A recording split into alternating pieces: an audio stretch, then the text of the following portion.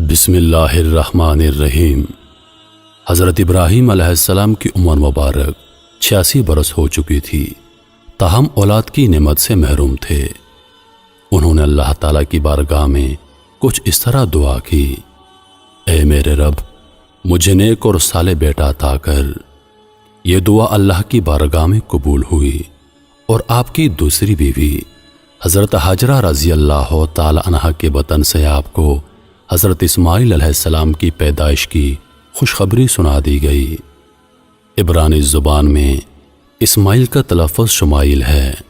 شما کے معنی ہے سن، اور ایل اللہ کے مترادف ہے۔ چونکہ اولاد کے لیے آپ علیہ السلام کی دعا سن لی گئی تھی، اس لیے آپ کا نام اسماعیل رکھا گیا۔ حضرت سارہ رضی اللہ تعالی عنہا حضرت ابراہیم علیہ السلام کی پہلی بیوی تھیں، اس لیے حضرت حاجرہ رضی اللہ تعالی عنہا کے بطن سے حضرت اسماعیل علیہ السلام کی پیدائش کی خبر ان پر شاک گزری۔ اس لیے انہوں نے حضرت ابراہیم علیہ السلام سے اصرار کیا کہ حضرت حاجرہ رضی اللہ تعالی عنہا اور ان کے بیٹے کو یہاں سے دور کر دو، یہ لوگ میری نگاہ کے سامنے نہ رہیں۔ حضرت ابراہیم علیہ السلام کو یہ بات بہت ناگوار گزری، مگر بارگاہ الہی سے جب حکم ہوا کہ حضرت حاجرہ اور اسماعیل کو عرب کے ریگستان میں چھوڑ دیا جائے، حضرت ابراہیم علیہ السلام حضرت حاجرہ رضی اللہ تعالی عنہا اور حضرت اسماعیل علیہ السلام کو اسی جگہ لے آئے جہاں آج کعبہ ہے۔ اس زمانے میں یہ جگہ بالکل غیر آباد تھی۔ ایک تھیلی کھجور اور ایک مشکیزہ پانی کے ہمراہ آپ نے انہیں وہاں چھوڑ کر جب جانے لگے تو بی بی حاجرہ رضی اللہ تعالی عنہا نے انہیں روک کر پوچھا: ہمیں اس بیابان میں چھوڑ کر آپ کہاں چل دیے؟ حضرت ابراہیم علیہ السلام کی خاموشی پر حضرت بی بی حاجرہ رضی اللہ تعالی عنہا نے پوچھا: کیا یہ میرے رب کے حکم سے ہے؟ حضرت ابراہیم علیہ السلام نے ہاں میں جواب دیا۔ تب بی بی حاجرہ رضی اللہ تعالی عنہا نے انہیں جانے دیا اور فرمایا: ہمارے لیے اللہ ہی کافی ہے۔ حضرت ابراہیم علیہ السلام جب چلتے چلتے ایسی جگہ پہنچے کہ دونوں ماں بیٹا نگاہوں سے اوجھل ہو گئے تو آپ نے اپنے دونوں ہاتھ بلند کیے اور اللہ کے حضور عرض کیا: اے میرے رب، میں نے بسائی ہے ایک اولاد ایسے میدان میں جہاں کھیتی نہیں، تیرے ادب گھر والے کے پاس۔ اے رب، ہمیں تا قائم رکھ ربط۔ اے رب، بعض لوگوں کے دل جھکتے ان کی طرف، اور ان کو روزی عطا فرما اپنے فضل سے تاکہ یہ شکر کریں۔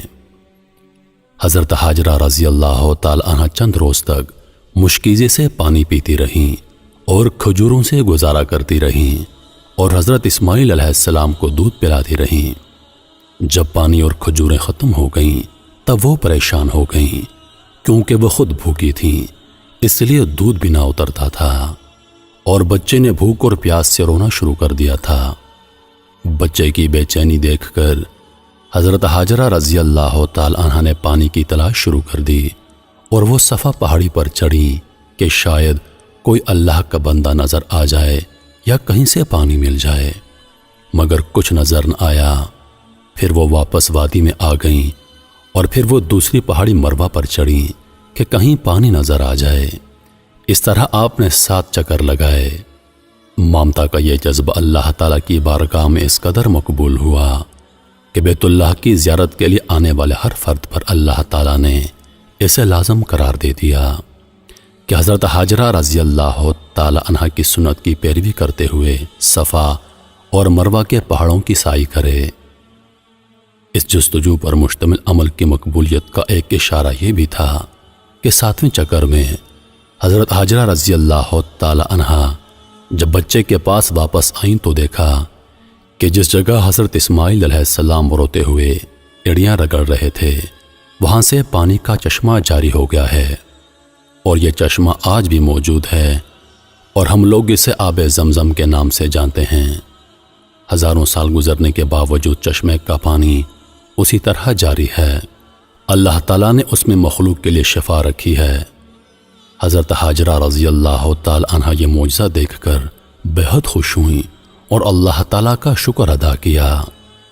اس کے بعد آپ نے بچے کو پانی پلایا اور خود بھی اس سے مستفید ہوئیں۔ اسی وقت اللہ تعالیٰ کی طرف سے ایک فرشتہ نازل ہوا اور ان کی طرف سے وعید سنائی، اے ہاجرہ، آپ خوفزدہ نہ ہوں اور نہ ہی غمگین ہوں، کیونکہ اللہ تعالیٰ آپ کو اور اس بچے کو ضائع نہیں ہونے دے گا، کیونکہ یہ اللہ کا گھر یعنی مقام بیت اللہ ہے جسے اس بچے اور اس کے باپ نے تعمیر کرنا ہے۔ کچھ عرصے کے بعد بنو جرہ نامی ایک قبیلہ پانی کی فراوانی دیکھ کر حضرت ہاجرہ رضی اللہ تعالی عنہ کی اجازت سے یہاں آ کر آباد ہو گیا۔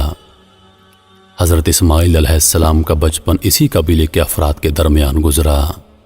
ابھی حضرت اسماعیل علیہ السلام بچے ہی تھے کہ حضرت ابراہیم علیہ السلام نے خواب میں دیکھا کہ حضرت ابراہیم علیہ السلام اپنے لخت جگر کو اللہ کی راہ میں قربان کر رہے ہیں۔ آپ علیہ السلام نے مسلسل 3 راتیں ایک ہی طرح کا خواب دیکھا، لہذا آپ کو یقین ہو گیا کہ یہ خواب یقیناً اللہ تعالیٰ کی طرف سے ہی ہے، اور آپ علیہ السلام نے اللہ تعالیٰ کے حکم کی تعمیل کا ارادہ فرمایا اور اپنا تمام خواب اپنے بیٹے کو سنایا، اور پھر حضرت اسماعیل علیہ السلام سے پوچھا، میرے بیٹے، میں تجھے اپنے خواب کے پیش نظر اللہ کی راہ میں قربان کرنا چاہتا ہوں، بتا تیری کیا رائے ہے؟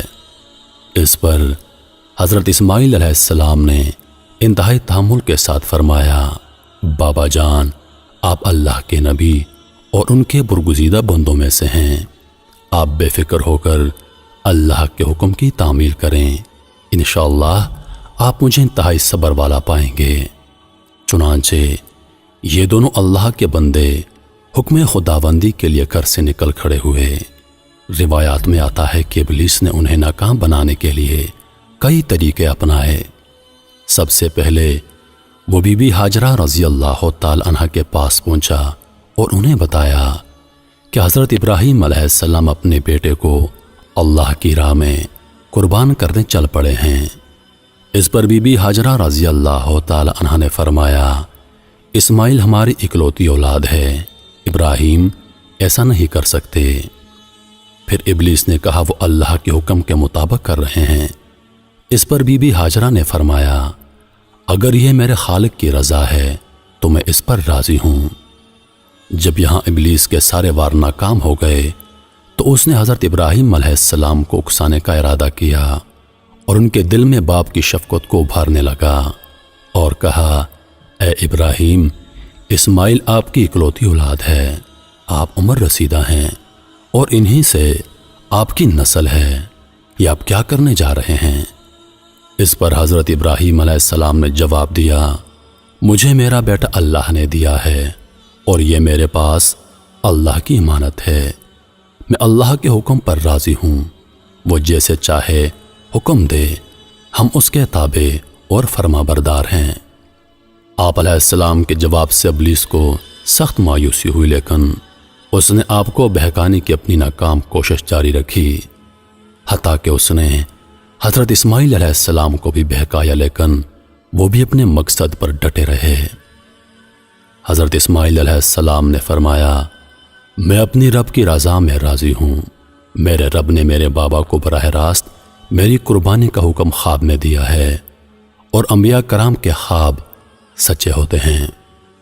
کہا جاتا ہے کہ ابلیس نے انہیں 3 مرتبہ قربان گاہ جانے کی راہ میں حائل ہونے کی کوشش کی، اور تینوں مرتبہ حضرت اسماعیل علیہ السلام اور حضرت ابراہیم علیہ السلام نے ان پر کنکر برسائے اور اسے کامیاب نہ ہونے دیا۔ یہی وہ سنت ہے جسے ہر سال حجاج کرام دہراتے ہیں، اور یہ سنت رمی کہلاتی ہے۔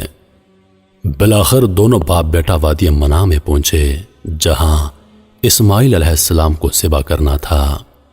تب کائنات نے وہ منظر دیکھا جو اس سے پہلے کبھی نہیں دیکھا تھا اور نہ شاید قیامت تک دیکھ پائے گا۔ زمین و آسمان ساکت ہیں، کائنات حیران ہے، فرشتے عرش سے زمین پر عجیب منظر دیکھ رہے ہیں۔ تبھی اسماعیل علیہ السلام کہتے ہیں، ابا جان، آپ میرے دونوں ہاتھ اور دونوں پاؤں باندھ دیجئے تاکہ چھری چلاتے وقت آپ کو کوئی دقت نہ ہو، اور ابا جان آپ مجھے زمین پر منہ کے بل لٹائیے گا تاکہ میرا چہرہ زمین کی طرف ہو۔ اگر میرا چہرہ آپ کی طرف ہوا تو کہیں آپ کو مجھ پر ترس نہ آ جائے اور آپ مجھے ذبح نہ کر پائیں۔ ابا جان، اپنی آنکھوں پر پٹی باندھ لیجئے گا اور ذبح کرنے کے بعد میرا کرتا میری ماں کو دے دیجئے گا تاکہ انہیں صبر آ جائے۔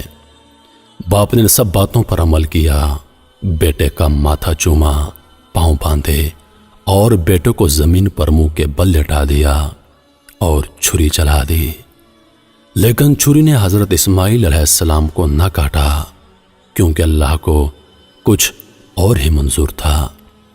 حضرت ابراہیم علیہ السلام چھری چلاتے ہیں مگر چھری نہیں چلتی، آپ اور زور لگاتے ہیں مگر چھری ہے کہ چلنے کا نام نہیں لیتی۔ آپ علیہ السلام چھری سے فرماتے ہیں، اے چھری، تو کیوں نہیں چلتی؟ میرے ننھے اسماعیل کا گلا تو بہت نازک ہے، تو کیوں نہیں چلتی؟ عرش پر فرشتے خاموش، زمین پر ایک انسان کے اللہ سے محبت کا عجیب منظر دیکھ رہے ہیں۔ تب اللہ پاک عرش سے حضرت جبریل علیہ السلام سے فرماتے ہیں، اے جبریل جاؤ اور جنت سے مینڈا لے جاؤ، میرا خلیل پیچھے نہیں ہٹے گا، جاؤ اور اس کی قربانی کرو۔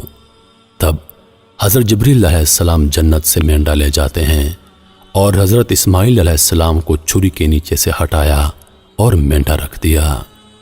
اب چھری کو چلنے کی اجازت ملی اور چھری چل گئی۔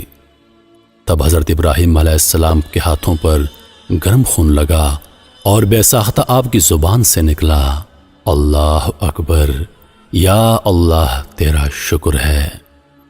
مگر جب آنکھوں سے پٹی اتاری تو حضرت اسماعیل علیہ السلام صحیح سلامت ایک طرف بیٹھے ہیں۔ حضرت ابراہیم علیہ السلام کی تابعداری اور حضرت اسماعیل علیہ السلام کی فرمانبرداری بارگاہ الہی میں قبول ہوئی اور اللہ نے حضرت اسماعیل علیہ السلام کو ذبح ہونے سے بچا لیا، اور ان کی جگہ جس جانور کی قربانی دی گئی اس سے متعلق روایات میں آتا ہے کہ وہ جنت سے لایا گیا ایک مینڈا تھا۔ یہی وہ قربانی ہے جس کو تا قیامت امت مسلمہ کے لیے عملی نمونہ بنا دیا گیا ہے۔ اس واقعے کا ذکر اللہ پاک نے قرآن مجید میں اس طرح بیان فرمایا ہے، اور ہم نے اس کو پکارا یوں، اے ابراہیم، تو نے سچ کر دکھایا خواب، ہم یوں دیتے ہیں بدلہ نیکی کرنے والوں کو، بے شک یہی سرہی جانچنا، اور اس کا بدلہ دیا ہم نے ایک جانور ذبح کو۔ تو یہ تھا وہ عظیم قربانی کا واقعہ جس کو تمام مسلمان عید الاضحیٰ کو مناتے ہیں۔